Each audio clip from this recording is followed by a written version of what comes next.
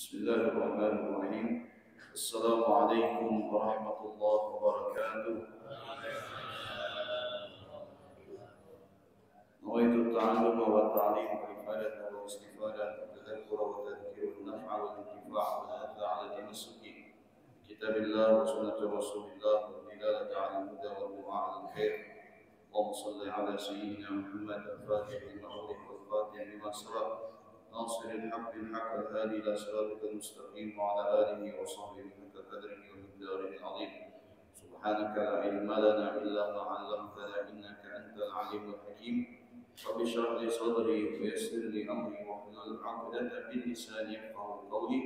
وصلى الله على سيدنا محمد وعلى آله وصحبه وسلم والحمد لله رب العالمين.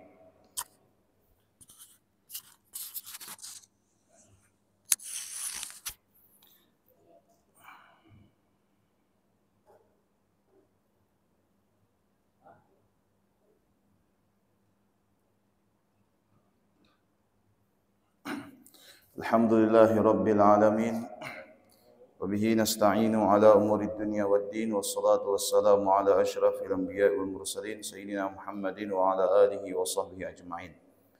Qala al-musannif rahimahullah wa nafa'ana wa bi'ulumihi fid darain ila an qala al-hadith ath-thani maratibud din an Umar aidan radhiyallahu ta'ala anhu qala bainama nahnu julusun 'inda Rasulillah sallallahu alaihi wasallam ذات يوم اطلع علينا رجل شديد بياض الثياب شديد سواد الشعر لا يرى عليه أثر السفر ولا يعرفه منا أحد حتى جلس إلى النبي صلى الله عليه وسلم فأسند ركبتيه إلى ركبتيه ووضع كفيه على فخذيه وقال يا محمد أخبرني عن الإسلام وقال أن تشهد أن لا إله إلا الله وأن محمد رسول الله وتقيم الصلاة وتؤتي الزكاة وتصوم رمضان وتحج البيت من استطاع إليه سبيلا قال صدقت قال فعجبنه يسأله ويصدقه قال فأخبرني عن الإيمان قال أن تؤمن بالله وملائكته وكتبه ورسله وتؤمن باليوم الآخر بالقدر خيره وشره قال صدقت فعجبنا له يسأله ويصدقه. Hadis yang kedua ini adalah hadis yang berkaitan dengan tata tertib di dalam beragama. Bahwasanya dalam beragama itu ada tata tertib. Semua pola itu sudah disusun oleh Nabi sallallahu alaihi wasallam.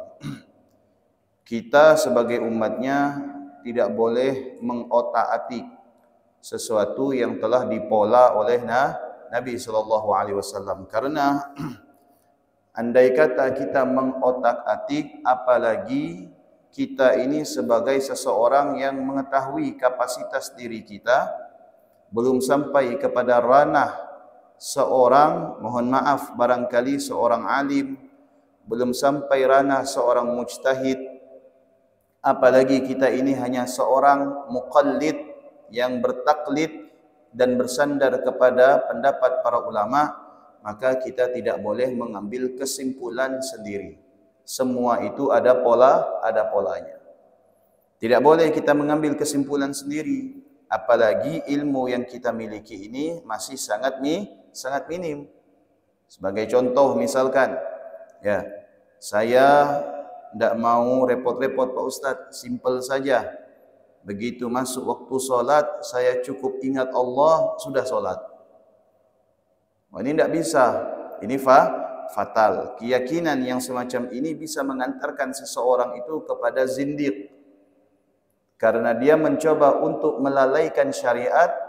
Orang yang melalaikan syariat dan tidak mengakui adanya syariat, berarti mohon maaf, dia itu telah keluar daripada Islam.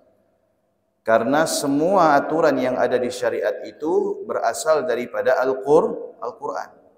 Apapun gelarnya, baik dia itu profesor, baik dia itu doktor, dan lain sebagainya. Ya, kalau dia mencoba untuk mengotak-atik segala sesuatu yang telah ditentukan oleh Nabi SAW, maka itu berakibat fatal. Di sini Malaikat Jibril memberikan pelajaran, khususnya bukan kepada Nabi, tetapi kepada Sayyidina Umar sebagai saksi yang meriwayatkan hadis ini. Dan dari Sayyidina Umar inilah sampai kepada kita melalui beberapa generasi orang-orang yang meriwayatkan hadis.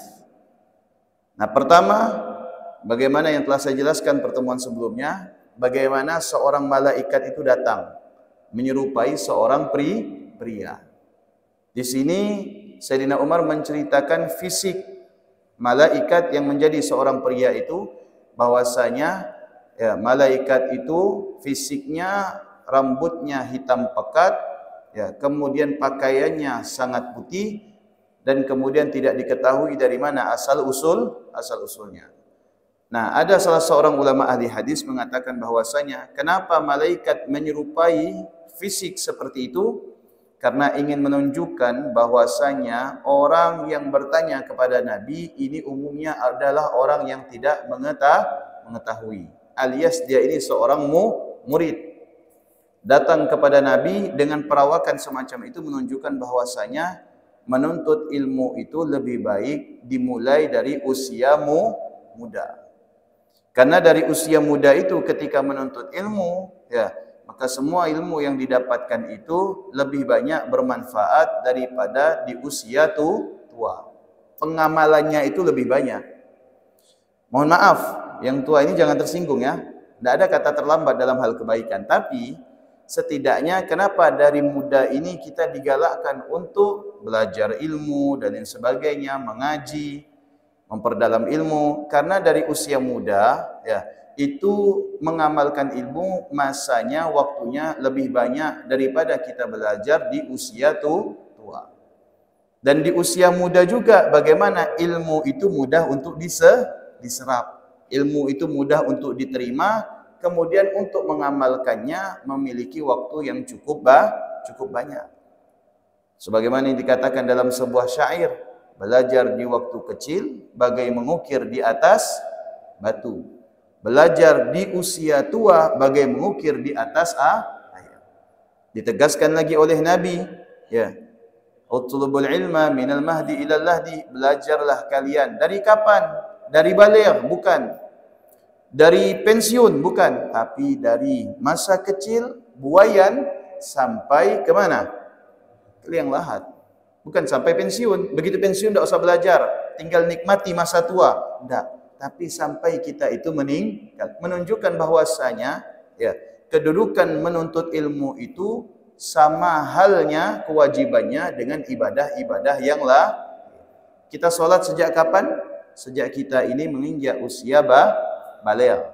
Dan harus mengetahui sholat itu wajib ketika kita sudah memasuki usia mumayyiz. Sampai kapan kita itu wajib sholat? Sampai kita itu masih berakal. Ya, sampai kita itu masih berakal. Kalau tidak berakal, tidak wajib sholat. Ya, berakal, mengetahui masuknya waktu sholat, ya, itu tetap kita diwajibkan untuk melaksanakan sekalipun kita dalam keadaan sakit. Tetap wajib sholat, tidak ada alasan untuk meninggalkan sholat. Begitu juga dengan yang namanya belajar. Mempelajari ilmu itu hukumnya wajib, meninggalkan berdosa. Makanya sampai para ulama itu membagi, mempelajari ilmu fikih apa hukumnya, mempelajari ilmu hadis apa hukumnya, mempelajari tafsir apa hukumnya, sampai mempelajari ilmu waris itu apa hukumnya. Bagi oleh para ulama, belajar ilmu fikih apa hukumnya? Wajib aini, wajib secara individu. Berarti setiap individu dari kita diwajibkan belajar ilmu fikih. Kenapa? Karena ibadah ini dibangun di atas pondasi ilmu fikih. Kita mau sholat, belajar fikih. Kita mau puasa, belajar fikih. Kita mau tahu zakat, belajar fikih. Mau umroh, mau haji, muamalah, itu belajar fikih. Nah, kalau ini di sebuah kampung ditinggalkan, maka satu kampung itu berdosa. Satu kampung itu berdosa. Satu kampung misalkan tidak ada yang mau belajar fikih, ya berdosa. Kenapa? Karena itu tadi, andai kata terjadi kesalahan dalam ibadah, kira-kira siapa yang mau meluruskan? Siapa yang mau meluruskan? Siapa yang mengatakan ini benar, ini salah? Akhirnya satu kampung ibadahnya amburadul. Ya. Begitu juga dengan ilmu yang lain. Belajar Al-Quran wajib. Ya, kenapa? Ya, karena Al-Quran itu adalah bagian yang wajib kita imani. Mempelajarinya juga wajib. Andai kata satu kampung tidak ada yang mau belajar Al-Quran, maka berdosa. Kenapa? Karena ketika sholat yang dibaca apa? Al-Quran, terutama suratul Fatihah. Andai kata imam dan makmum tidak menguasai suratul Fatihah dengan baik, maka sholatnya tidak sah. Kalau sholat tidak sah, kira-kira berdosa atau tidak? Tidak, berdosa. Kenapa? Karena ada kewajiban untuk mempelajari ilmu sementara dia tinggalkan.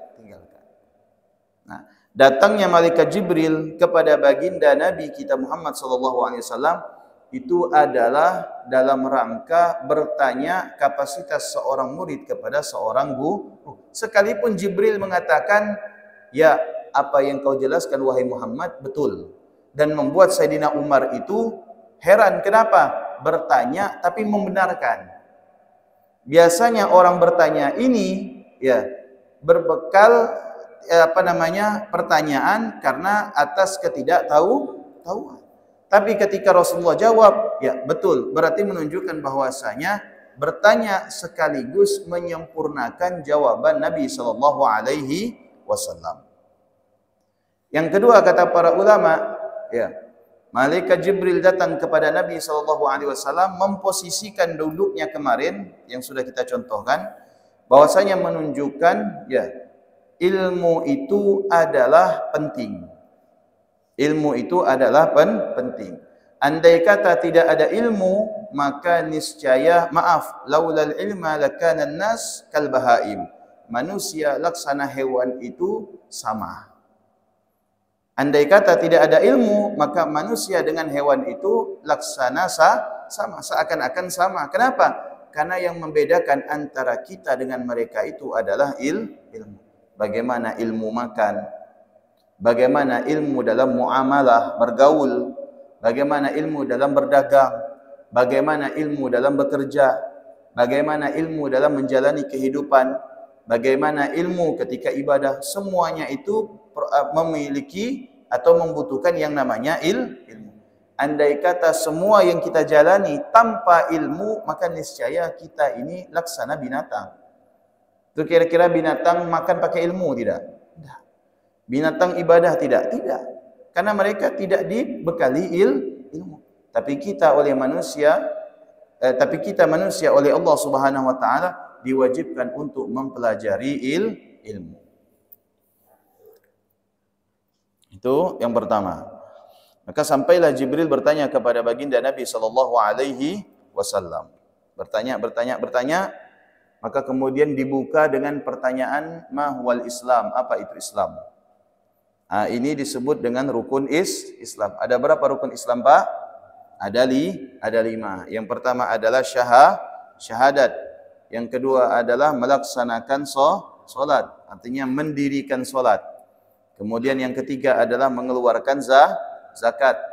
Yang keempat adalah puasa di bulan Ramadan. Yang kelima adalah haji bagi yang mampu. Ini disebut dengan syariat. Syariat ini adalah ya tahapan pemula di dalam beragama. Jadi ada orang yang mengaku muslim tapi dia meninggalkan syariat, ini berarti seakan orang ingin makan kacang tanpa harus membuka kulit.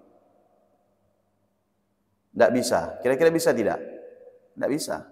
Kalau dia mau makan kacang sama kulit-kulitnya, kira-kira nikmat tidak? Tidak nikmat. Tidak nikmat. Saya tidak mengistilahkan syariat ini kulit. Tidak. Saya tidak mengistilahkan syariat ini kulit. Karena kalau mengistilahkan syariat ini laksana kulit, berarti sesuatu yang hanya dipakai sementara. Betul tidak? Sementara syariat ini bukan sementara, tapi selama-lamanya. Selama kita hidup, selama itu juga kita ini diwajibkan menjalankan syariat. Tidak ada alasan kita meninggalkan syariat. Apakah ada alasan kita ini meninggalkan solat? Tidak ada alasan. Selama syarat-syarat solat memenuhi di dalam diri kita, maka kita tetap wajib melaksanakan solat. Apakah wajib kita meninggalkan puasa Ramadan? Lihat dulu apa alasannya.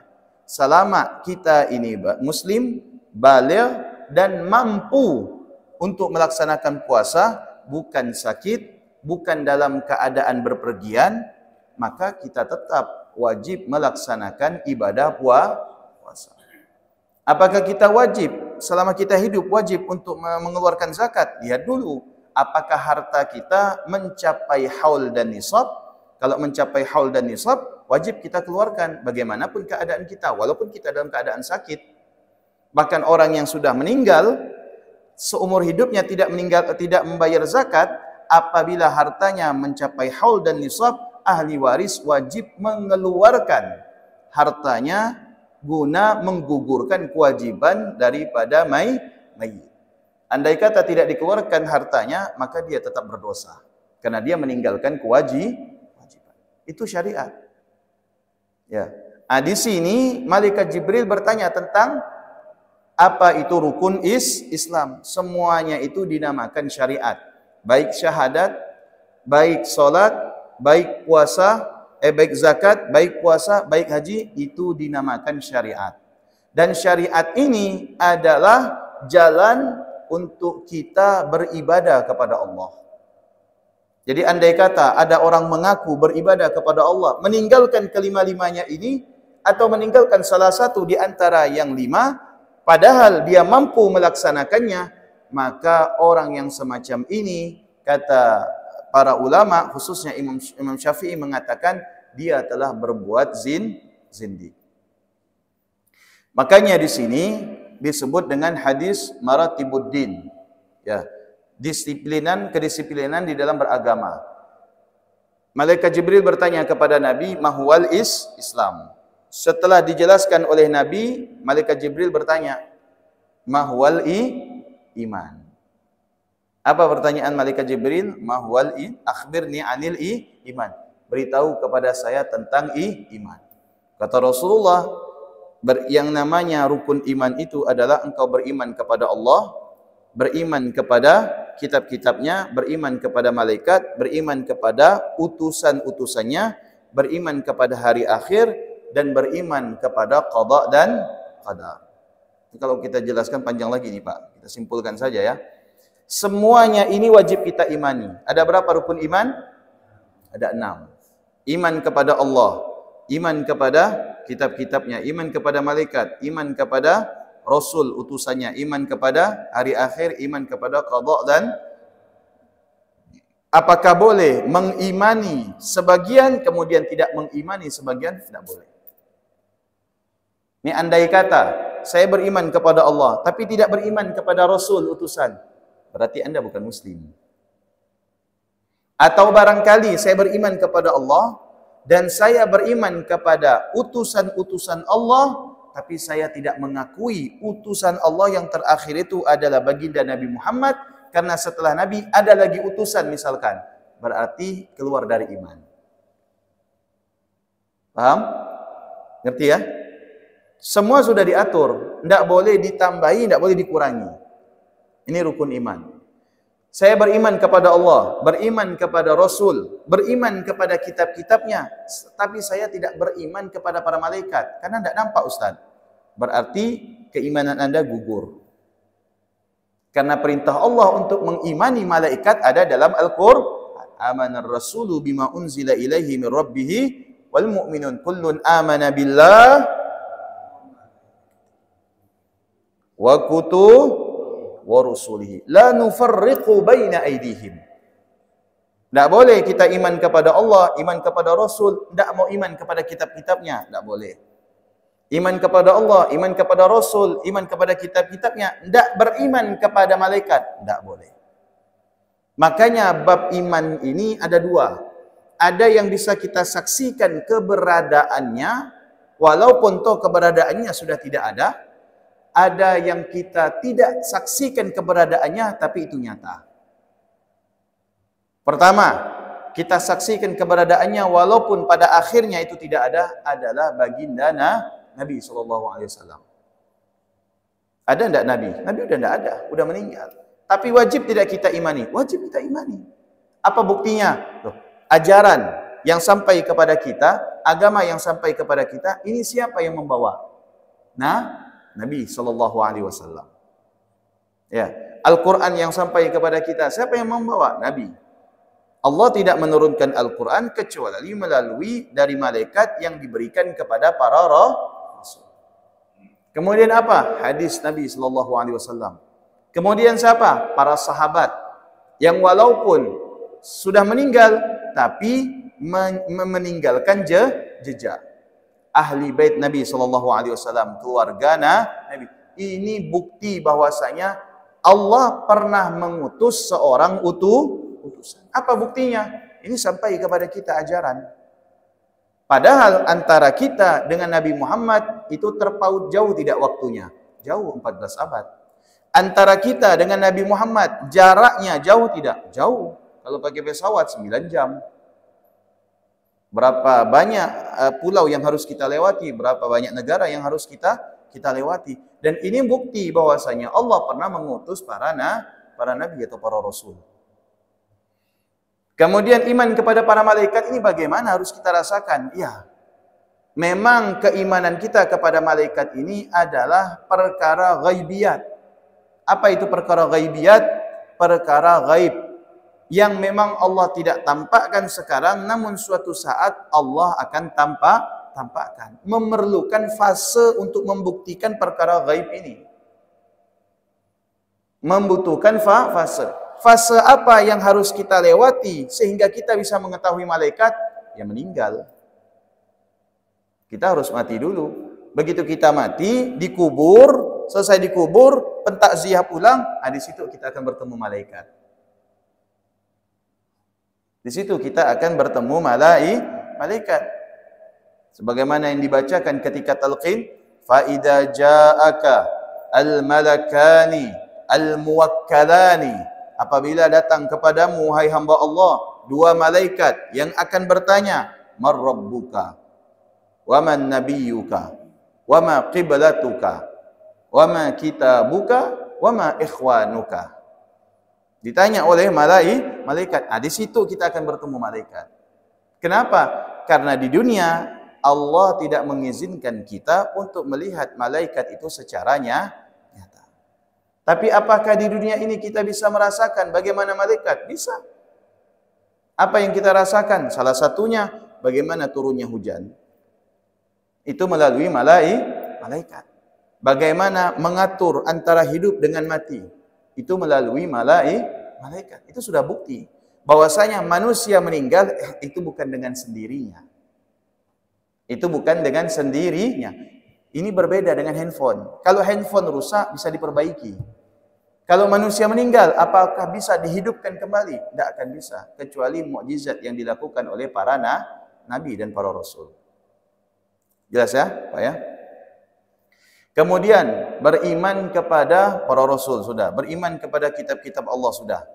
Kitab-kitab Allah yang diturunkan sebagaimana yang ditulis oleh Al-Habib Abdullah bin Umar Asy-Syatiri di dalam kitab Nailur Ruja, ada 104 kitab. Ada 104 kitab yang wajib kita imani cuman 4. Apa? Taurat, Zabur, Injil, dan yang terakhir Al-Quran. Tapi di antara 4 yang sekarang ini masih relevan sesuai dengan apa yang diturunkan oleh Allah kepada Rasul, yaitu hanya Al-Quran. Berarti yang 3 ini tidak wajib kita imani. Wajib. Tapi yang wajib kita imani yang diturunkan oleh Allah, yang pernah Allah turunkan kepada Nabi Allah Daud, Nabi Allah Musa, dan Nabi Allah Isa. Adapun misalkan sekarang ada kitab Taurat, ada kitab Zabur, ada kitab Injil, yang sekarang ini udah tidak boleh kita imani. Tapi yang maksud kita imani yang pernah turun kepada para nabi. Seperti Taurat yang turun kepada Nabi Allah Musa. Zabur yang pernah turun kepada Nabi Allah Daud. Dan kemudian Injil yang pernah turun kepada Nabi Allah Isa. Andaikan misalkan sekarang ada kitab Taurat, ada kitab Zabur, ada Injil, ada Al-Quran. Mana yang wajib kita imani? Semuanya wajib kita imani? Salah. Al-Quran aja. Yang lain udah palsu, bukan KW lagi, udah palsu itu. Yang ketiga ini tidak wajib kita imani. Tidak. Terus bagaimana perintah Allah untuk mengimani semua kitab-kitabnya? Yang dimaksud yang pernah diturunkan. Yang pernah diturun, adapun yang sekarang yang beredar 3 kitab ini, tidak wajib kita imani. Kenapa? Karena sudah tidak sesuai dengan yang pernah Allah turunkan kepada para rasul. Jelas Pak? Paham? Itu yang dimaksud dengan iman kepada kitab-kitab Allah. Nah salah kalau misalkan ada orang yang mengatakan, kita wajib mengimani semua kitab yang pernah Allah turunkan, yang sekarang ini ada. Salah. Itu salah. Yang sekarang benar-benar asli yang diturunkan oleh Allah adalah Al-Qur'an. Selainnya itu tidak benar. Karena sudah bercampur antara kalamullah dengan kalamun nas. Bercampur antara kalamullah dengan kalamun nas. Sudah ya? Yang terakhir iman kepada hari akhir. Termasuk perkara yang wajib kita imani adalah iman kepada hari akhir. Apa itu hari akhir? Para ulama mengatakan hari akhir itu, sebagian mengatakan hari akhir yang dimaksud adalah yang namanya kematian. Sebagian lagi mengatakan hari akhir itu adalah yang dimaksud hari kebangkitan. Ya, karena yang namanya meninggal ini berarti kita sudah memasuki alam ghaib. Ketika kita sudah meninggal, kita sudah memasuki alam ghaib. Bagaimana alam ghaib? Alam yang tidak bisa dilihat dengan kedua mata. Alam yang tidak bisa melihat dengan kedua mata. Sedangkan orang yang meninggal oleh Allah semuanya dibuka. Bagaimana nikmatnya surga dan bagaimana pedihnya siksaan kubur. Dan ketika meninggal Allah buka itu semua yang menutupi semasa hidupnya. Allah buka pandangan dia kepada malaikat. Allah buka kedudukannya nanti di akhirat. Semuanya Allah buka. Dan semua yang tidak pernah dia lihat di masa hidupnya, oleh Allah buka itu semua. Nah, makanya perkara yang berkaitan dengan hari akhir ini, itu memang tidak bisa kita lihat dengan kedua mata, tetapi wajib kita imani dengan hati. Yang terakhir adalah perkara qada dan qadar. Qada dan qadar. Qada itu adalah ketentuan Allah Subhanahu wa taala, keputusan Allah Subhanahu wa taala. Itu penjelasannya juga akan panjang. Insyaallah akan saya jelaskan. Ini wajib kita imani. Artinya segala sesuatu yang terjadi di dunia ini bukan kebetulan. Maka kita kurang menerima apabila ada yang mengatakan ini adalah kebetulan. Tidak. Ini semua sudah ketentuan Allah. Sudah ketentuan Allah. Tidak ada yang kebetulan. Kebetulan itu bagaimana sih artinya? Nah, kebetulan itu bagaimana? Kebetulan itu artinya adalah sesuatu yang terjadi begitu saja tanpa ada yang menentukan. Betul tidak? Sedangkan segala sesuatu yang terjadi di dunia ini sampai daun yang gugur dari pohonnya itu sudah ketentuan Allah. Itu sudah ketentuan Allah. Bahwasanya kekuasaan Allah meliputi segala sesuatu. Bahkan ibadah yang kita lakukan itu sudah ditentukan oleh Allah. Makanya harus kita sadari bahwasanya salat yang kita kerjakan, amal soleh yang kita kerjakan itu bukan berangkat dari kita saja, tapi itu semua berangkat atas ketentuan Allah. Atas ketentuan Allah. Tidak boleh kita mengatakan saya ibadah ini karena diri saya, atas inisiatif saya, bukan karena ada hal-hal lain. Salah. Ketika kita mampu beribadah, disitulah Allah memberikan bimbingan, diarahkan kita beribadah. Ya. Sehingga dikatakan di dalam suratul Fatihah, iyyaka na'budu wa iyyaka nasta'in. Hanya kepadamu ya Allah kami ini menyembah atau beribadah, dan hanya kepadamu kami ini memohon pertolongan. Para ulama mengatakan bahwasanya yang dimaksud dengan ayat itu adalah berkat pertolongan Allah kita ini bisa beribadah. Andai kata tanpa pertolongan Allah kita tidak akan bisa beribadah. Itu yang pertama. Yang kedua, berkaitan dengan qada dan qadar, ada sesuatu yang sudah Allah tentukan sebelumnya. Sebelum terciptanya sebuah makhluk, itu semua sudah Allah tentukan. Hidup, meninggal, rizki, bahagia dan sedih, dan yang sebagainya, itu sudah Allah tentukan. Apa yang disebut dengan qada. Qada ini sudah Allah tentukan kapan? Sebelum segala sesuatu diciptakan. Sebelum malaikat diciptakan, sudah Allah tentukan. Sebelum bumi dan langit diciptakan, sudah Allah tentukan. Sudah Allah tentukan. Jadi yang sekarang kita lakukan ini sudah ketentuan Allah sebelum Allah ciptakan segala sesuatu. Itu qada. Adapun qadar itu adalah ketentuannya, terjadinya. Ini contoh gini, Pak.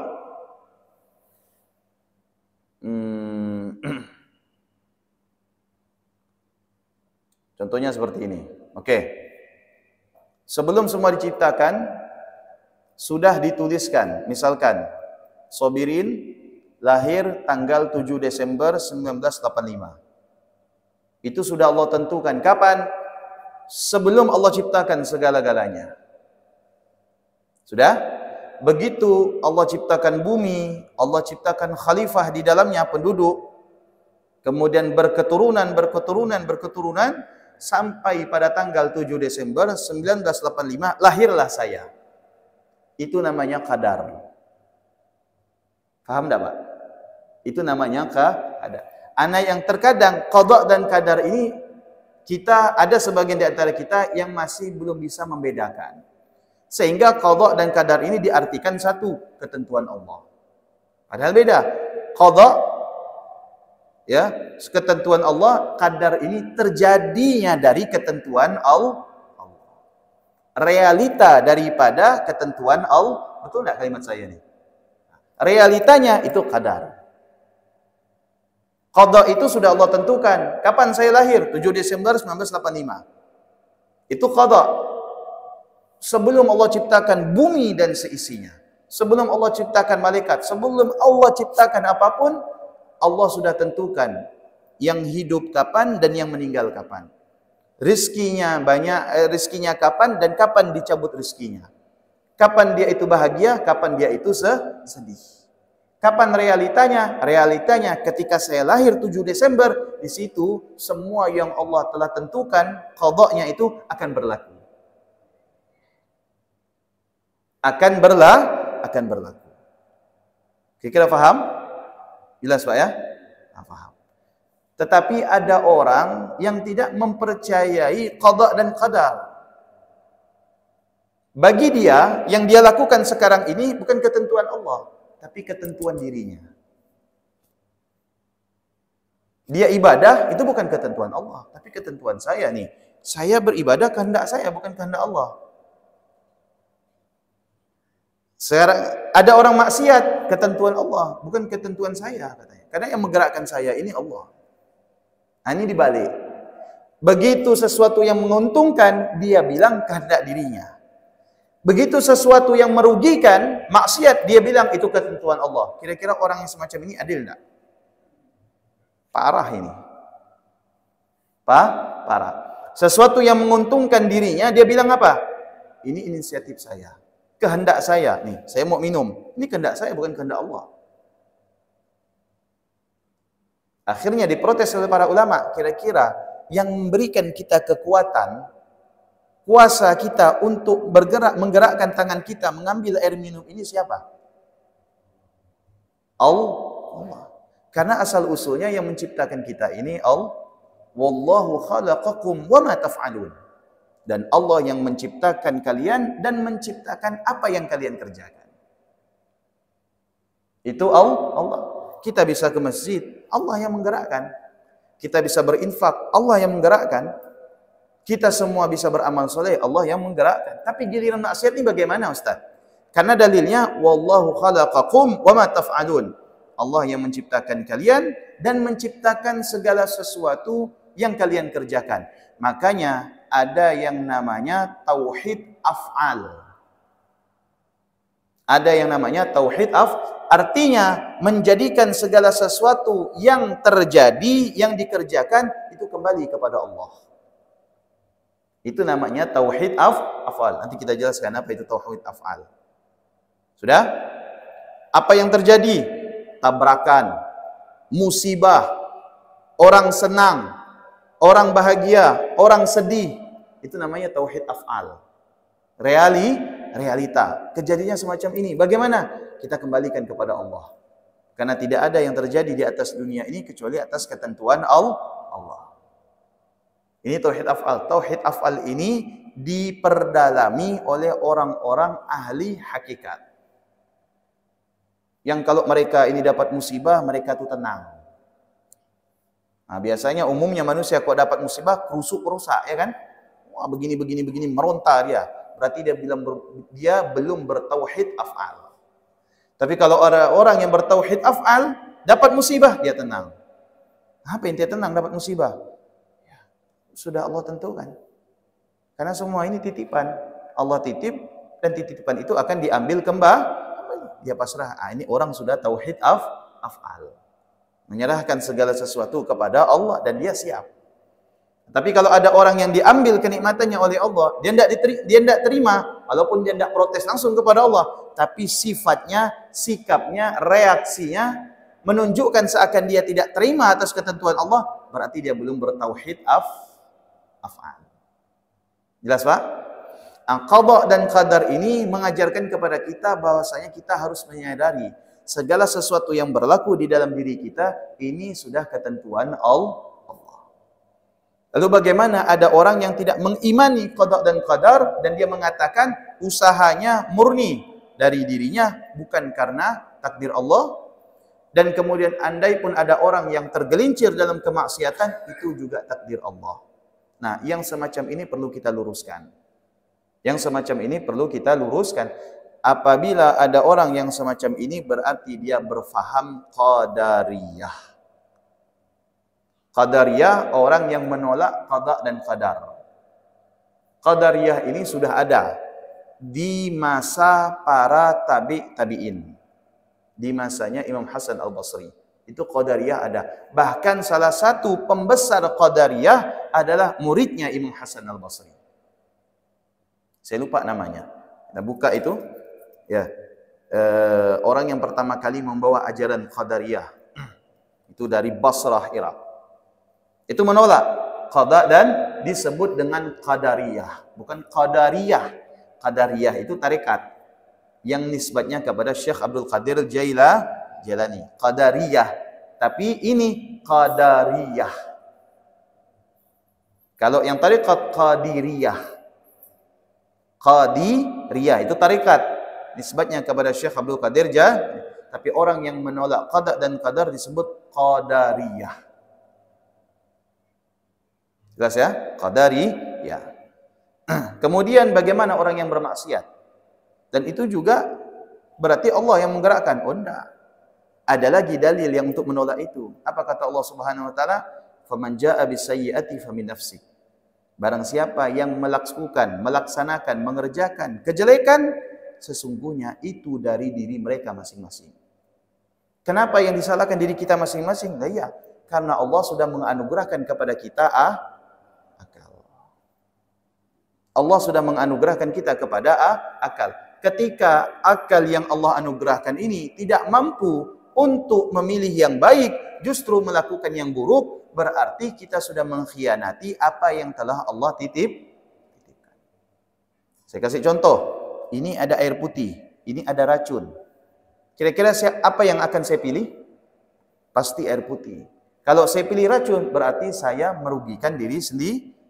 Dari mana saya mengetahui antara air putih ini baik bagi saya, sementara racun ini dapat merugikan saya? Dari Dan ketika kita tergelincir di dalam racun, padahal kita sudah memikirkan racun ini akan menghabisi nyawa kita sendiri, berarti salahnya Allah atau salahnya kita? Ya, salah kita. Apa kita nyalahkan Allah? Kenapa ente masih judi? Dalam. Ya, yang gerakkan saya judi ini Allah. Karena saya ini manusia lemah. Oh, salah ente ngomong begitu. Ente sekalian aja minum racun mati. Ya kan? Kalau berkeyakinan seperti itu sudah racun saja mati. Karena mati juga urusan Allah. Tidak mau dia. Yang semacam ini tidak boleh. Makanya antara ridho dengan iradah itu berbeda. Antara ridho dengan iradah itu berbeda. Ridho itu adalah konsekuen setiap apa yang dilakukan oleh hamba Allah sesuai dengan harapan Allah. Adapun iradah itu adalah berkaitan dengan kekuasaan Allah.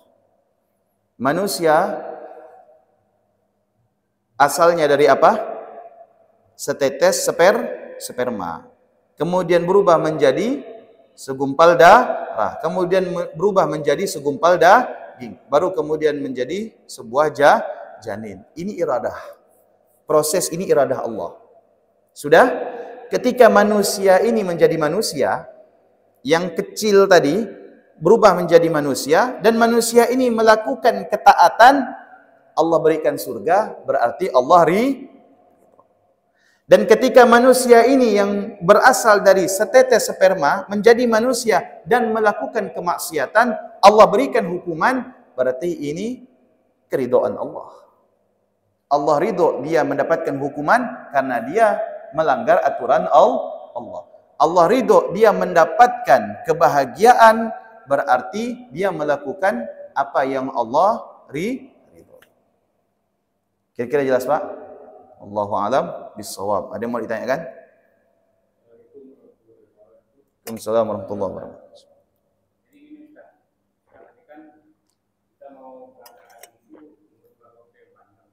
Ya. Misalnya katakanlah saya berangkat itu tahun 2024.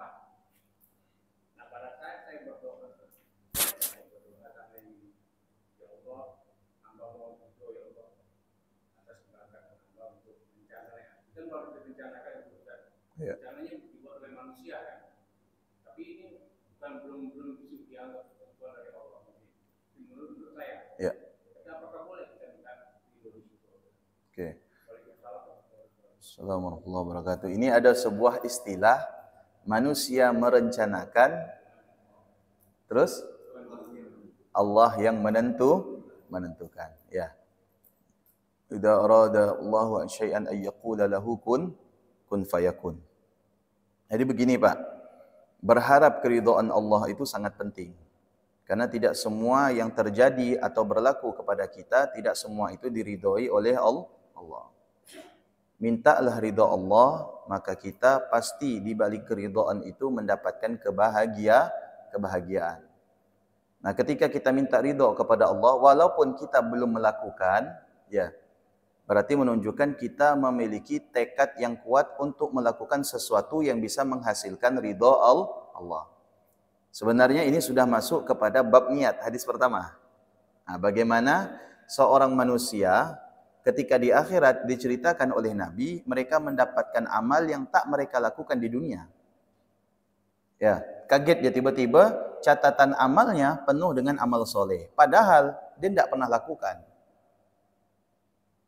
Maka ketika dia tanya kepada Allah, ya Rabb, bagaimana catatan-catatan ini bisa memenuhi ya, di dalam catatan amal saya sementara saya tidak lakukan di dunia. Kata Allah, innahu nawa, sesungguhnya orang yang semacam ini telah berniat.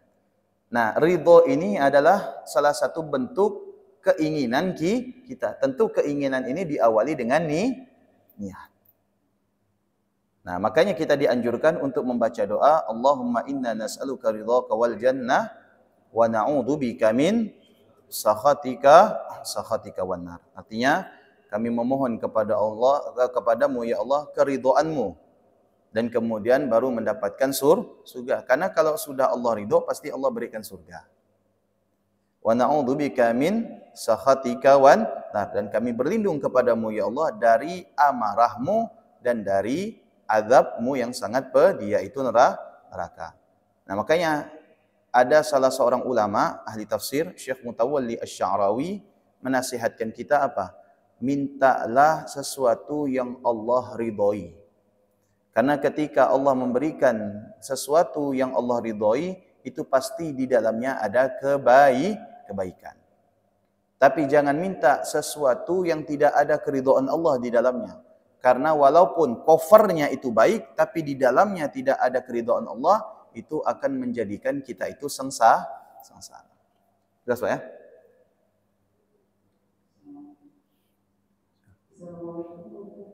Waalaikumsalam warahmatullahi wabarakatuh. Saya mau bertanya maksud dari yang ini, yaitu ya Allah, sesungguhnya aku waktu akan ini mempersaksikan Engkau malaikat yang memikul arsy, malaikat dan seluruh dan seterusnya. Jadi maksud dari Doa itu doa. biasa dibaca di Ya, zikir, itu namanya zikir. Ya. Ya. Terus kedua,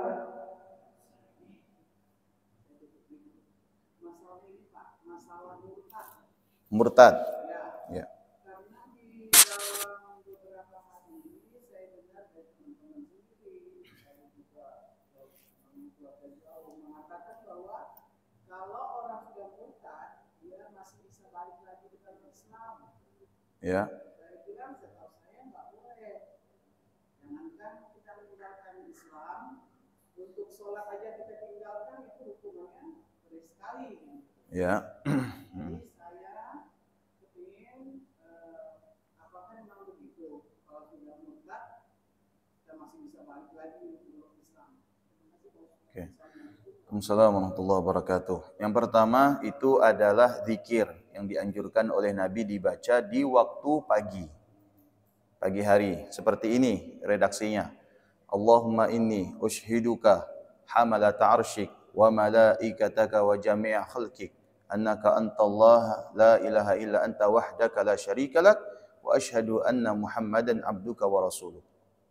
Itu redaksinya seperti itu. Itu termasuk zikir. Artinya zikir yang dibaca itu adalah zikir yang dibaca ketika pagi hari. Maknanya dimulai daripada selesai sholat subuh. Apa maksudnya? Apakah menyaksikan malaikat secara nyata? Tidak. Itu adalah untuk menguatkan kembali keimanan kita kepada apa yang berkaitan dengan Allah. Seperti malaikat dan lain sebagainya dan Rasul. Itu adalah untuk memperkuat kembali keimanan kita kepada Allah dan keimanan kita kepada para malaikat. Sehingga dikatakan dalam zikir tersebut, Allahumma inni ushhiduka. Ya Allah, aku bersaksi kepadamu. Wa malaikata wa Allahumma inni ushhiduka wa ashhidu hamalata arsyik. Dan aku bersaksi kepada yang memikul arsh, yaitu malaikat. Wa jami' malaikata wa hamalata arsyik wa jami' malaikataka wa jami' khalqik, dan kepada seluruh makhluk-makhlukmu. Annaka, artinya kita dan malaikat dan segenap makhluk bersaksi, annaka antallah la ilaha illa anta, sesungguhnya engkau adalah Allah, tidak ada Tuhan melainkan engkau. Wa anna Muhammadan abduka wa rasuluh, dan sesungguhnya Nabi Muhammad adalah utusan. Nah, itu hanya untuk memperbaharui keimanan. Sama dengan halnya kita membaca zikir la ilaha illallah. Sebenarnya cukup seumur hidup sekali la ilaha illallah. Orang yang membaca la ilaha illallah walaupun seumur hidup sekali dan sampai mati dia meyakini la ilaha illallah itu maknanya tidak Tuhan selain Allah dan tidak berubah maknanya, mati dalam keadaan iman. Tetapi kenapa dianjurkan untuk dibaca berulang-ulang? Agar meningkatkan kembali dan memperkuat keimanan kita kepada Allah.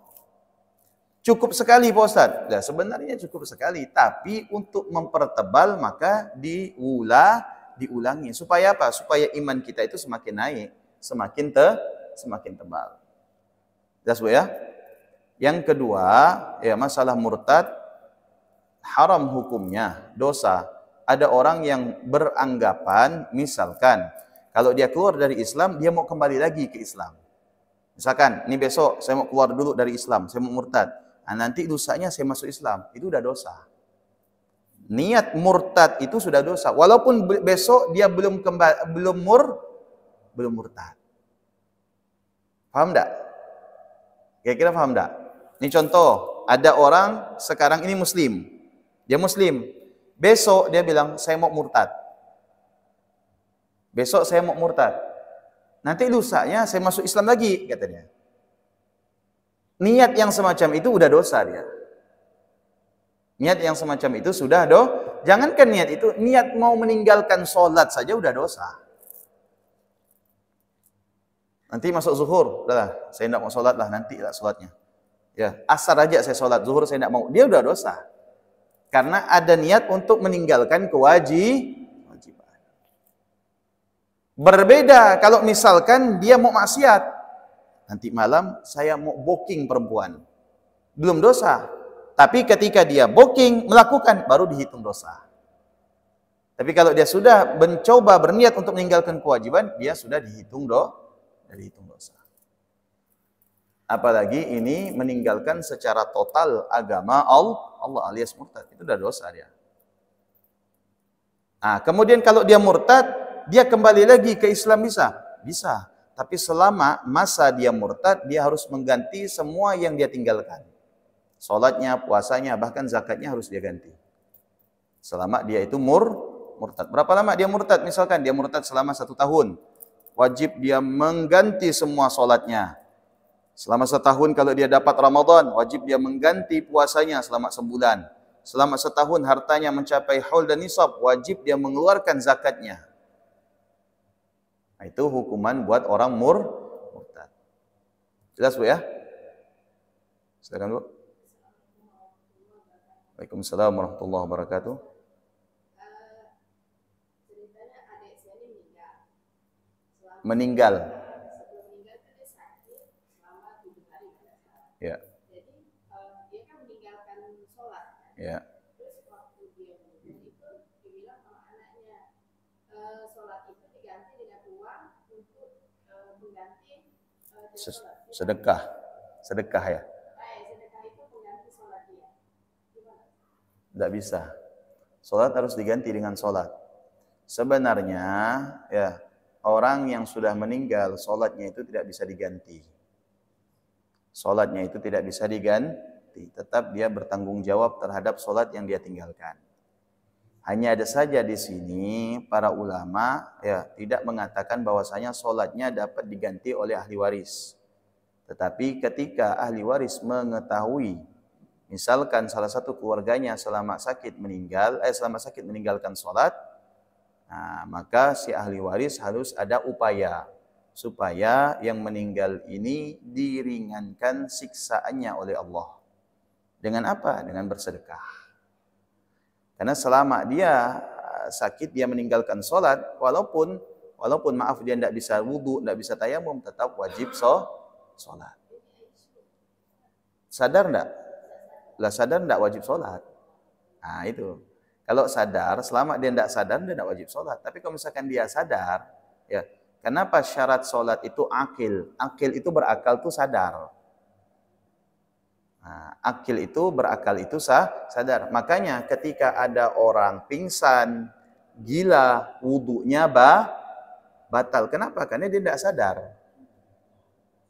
Nah, begitu juga yang dilakukan oleh seorang yang puasa. Namun ketika sudah pulih dari kesadarannya, dari pingsannya, maka dia wajib mengganti sholat yang ditinggalkan selama dia kehilangan kesadaran. Misalkan ada orang di ICU seminggu dia tidak sadar. Berarti seminggu dia meninggalkan sholat. Kalau dia meninggal langsung, sebelum dia itu sadar, maka tidak ada hisab dia. Tapi kalau misalkan dia sadar selama seminggu, kesadaran ini wajib dia mengganti sholatnya selama dia tidak sadar. Itu sama-sama. Kalau itu tadi betul Bu. Kalau dia misalkan sampai meninggal dia tidak sholat karena dia tidak sadar, maka dia tidak ada hisab. Dan anak-anaknya pun tidak wajib untuk mengganti sholatnya. Tapi kalau sedekahnya itu manfaat untuk mayit. Saya pikir begini, dia sakit, sengaja dia meninggalkan sholat, minta kepada anak-anaknya, nanti kalau dia meninggal, sholatnya diganti sedekah. Tidak bisa.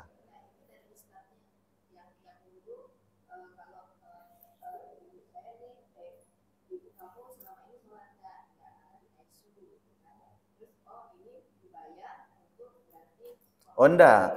Sebenarnya si Ustadz harus bertanya, sadar atau tidak? Kalau tidak sadar berarti tidak wajib sholat. Karena dia tidak mengetahui kapan masuk waktunya sholat. Karena syaratnya sahnya sholat itu al-ilmu bi fardiyati. Al-ilmu bi dukhulil waqti. Mengetahui masuk waktunya sholat. Ketika dia mengetahui, oh ini masuk waktu sholat zuhur. Karena jam 12, dia lihat jam. Berarti sadar enggak? Wajib dia sholat.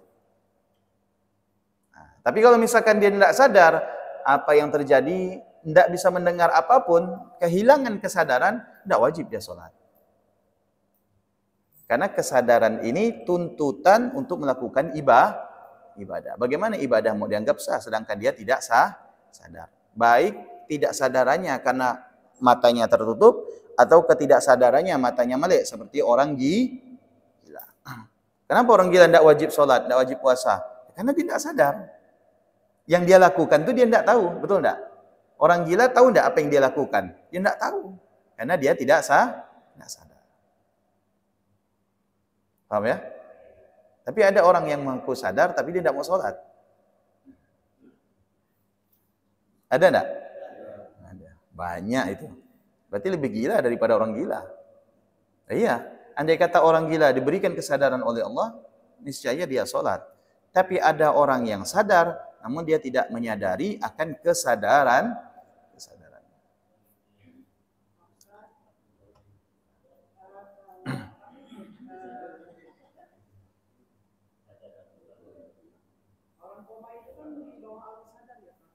Apa? Iya.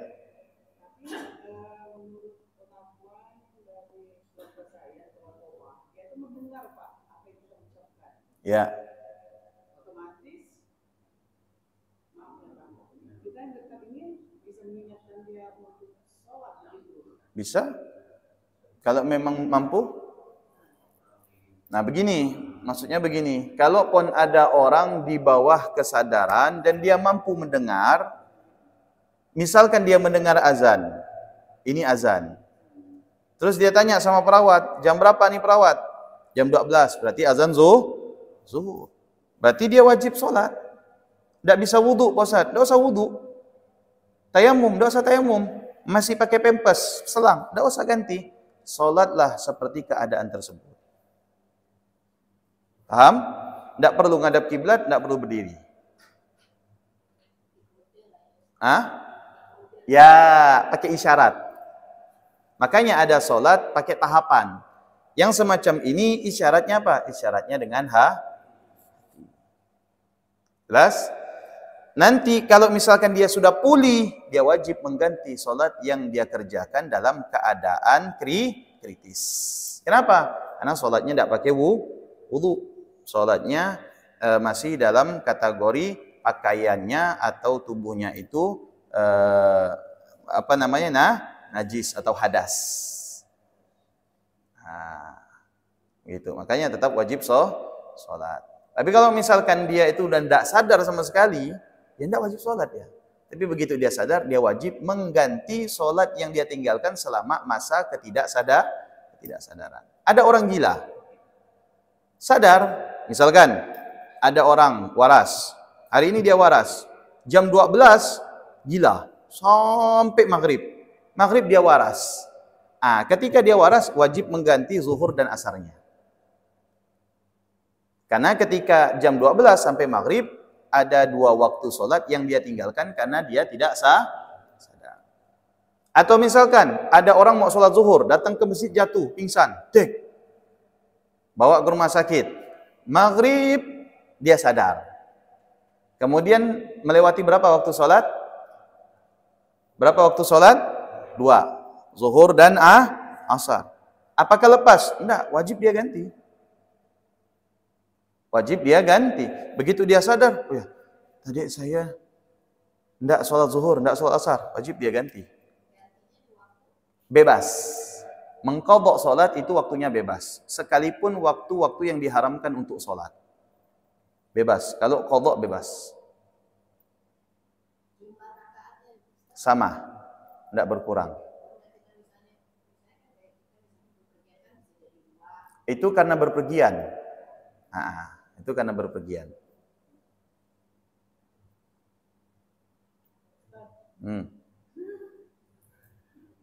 Banyak juga ibu-ibu nanya nih ya.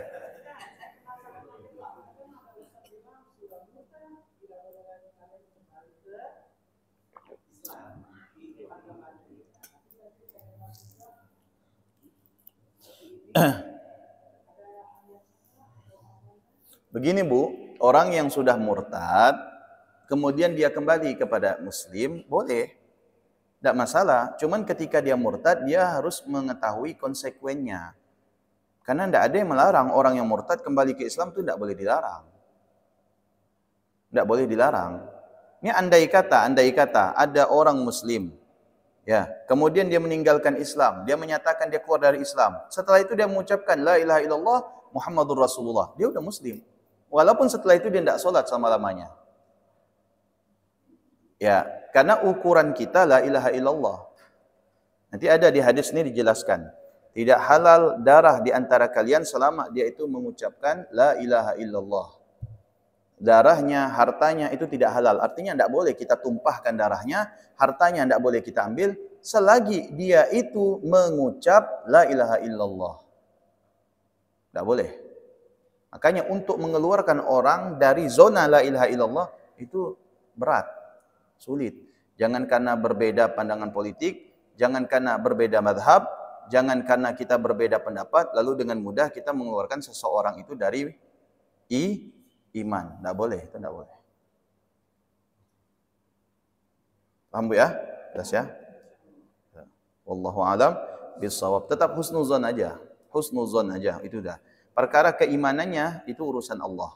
Makanya Nabi itu pernah suatu kali ketika ada peperangan, ini sahabat berhadapan dengan orang musyrik. Ketika orang musyrik ini kalah, tersudut, maka orang musyrik ini mengucapkan la ilaha illallah, tapi tetap dibunuh oleh sahabat. Sahabat lain yang melihat lapor kepada Nabi. Dipanggil sahabat yang membunuh ini oleh Nabi. Ditanya oleh Nabi, kenapa ente bunuh padahal dia sudah syahadat? Kata sahabat ini bilang apa? Sesungguhnya syahadatnya itu karena dia tertekan. Apa Nabi jawab? Apakah kamu bisa memastikan kalau dia syahadatnya itu tertekan?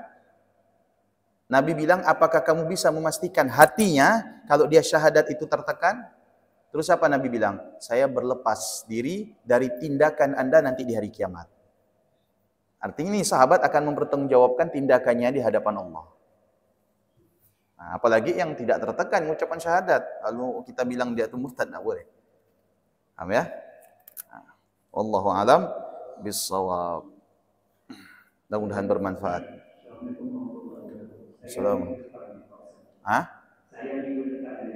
Iya boleh. Iya betul. Saya pun nak siapkan anak saya nak sekolah nih. Ya, insyaallah ya minggu depan ya. Mudah-mudahan sehat walafiat, panjang umur. Insyaallah. Kemudian nanti minggu depan mudah-mudahan ada waktu. Saya ingin berbicara dengan pengurus masjid. Karena tadi malam saya ada rapat dengan beberapa ustadz-ustadz yang ada di Pontianak. Seperti Ustadz Anas, Ustadz Syafi'i bin Syahab, Ustadz Syahrani, Wakil Rektor Stein, kemudian ada Ustadz Sarpiawan, kemudian ada Ustadz Mawardi, Ustadz Hadari, Ustadz Bustanul Arifin. Itu kami semua tadi malam itu rapat, ingin menghimbau kepada pengurus masjid agar memilih dan memilah pemateri untuk mengisi kajian. Karena kami dapati beredar video salah satu ustadz di Pontianak ini mengisi materi itu amburadul. Amburadul, jawabannya jelas amburadul. Fatal itu. Jawabannya itu sudah sampai ke ranah itu fatal. Jadi ini tidak bisa didiamkan lagi. Jadi kita mau surati beberapa masjid agar pengajar ini dinonaktifkan.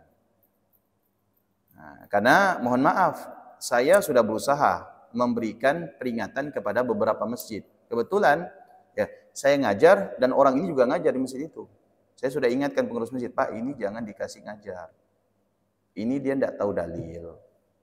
Dia tidak tahu ini dan itu dan sebagainya. Dalil yang dia keluarkan terkadang dia ayat itu dibuat-buat sama dia.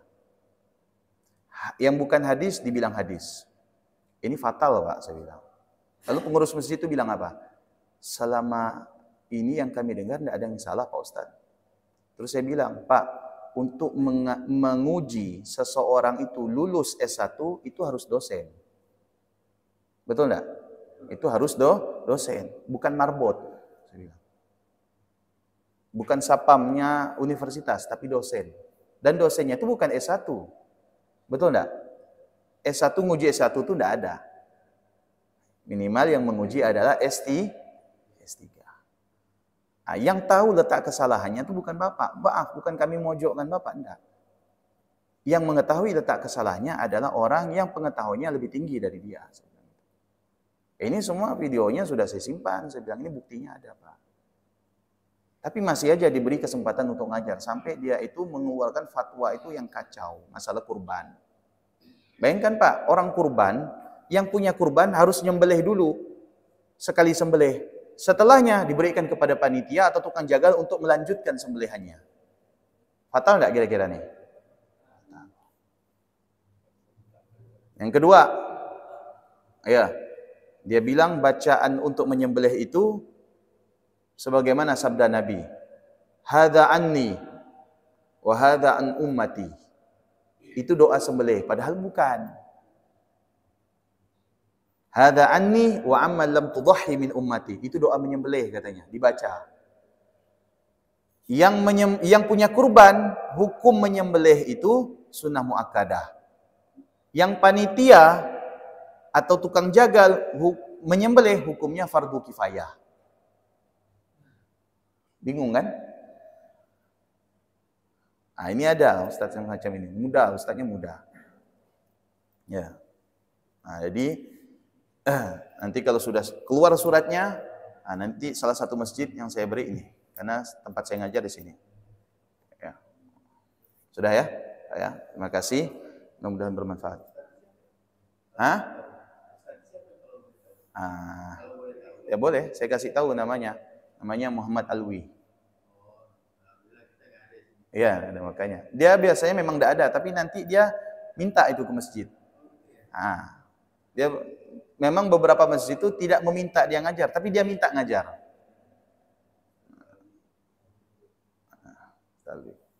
Sudah ya, Pak ya? Terima kasih. Mohon maaf atas segala kekurangan. Artinya saya bukan mengumbar aib. Saya bukan menghibah, saya bukan menggosip, tapi ini sudah masuk kepada ranah ilmu. Nah, artinya ya, kalau kesalahan yang dilakukan oleh orang alim itu berdampak kepada orang awam. Nah, orang alim ketika berfatwa salah, ya, maka resikonya kepada siapa? Orang yang mendengarkan ini, orang awam. Orang awam kemudian menjalani untuk menarik lagi ucapannya sulit. Karena karena semua yang sudah mendengarkan untuk merubah itu tidak sebanyak sebagaimana yang telah mendengarkan. Misalkan saya nih, yang hadir berapa kira-kira nih? 20. Ini kira-kira kan? Saya sampaikan fatwa, salah. Kemudian saya tarik fatwa saya di pertemuan berikutnya. Kira-kira bisa memastikan tidak yang minggu depan yang hadir semacam ini? Tidak. Bisa berkurang, bisa bertambah. Yang tidak hadir menjalankan fatwa saya, itu akan bergulir terus kesalahannya. Nah, itulah istilah Nabi ketika Mi'raj itu, Nabi melihat, ya, dan Nabi bertanya kepada malaikat, ada kerbau yang keluar dari lubang jarum. Kerbau ini mau masuk lagi sulit. Nah, itu kata Jibril, seorang ulama yang mengeluarkan fatwa, ya, atas kekeliruan, kemudian mau menarik lagi fatwanya, udah tidak bisa. Ya sudah, Pak ya. Allahu a'lam bishawab. Semoga Allah menjaga kita semua dari kesalahan dan kekeliruan yang disampaikan oleh manusia. Amin ya rabbal alamin. Bismillahirrahmanirrahim. Subhanakallahumma wa bihamdika asyhadu an la ilaha illa anta astaghfiruka wa atubu ilaik. Assalamualaikum warahmatullahi wabarakatuh.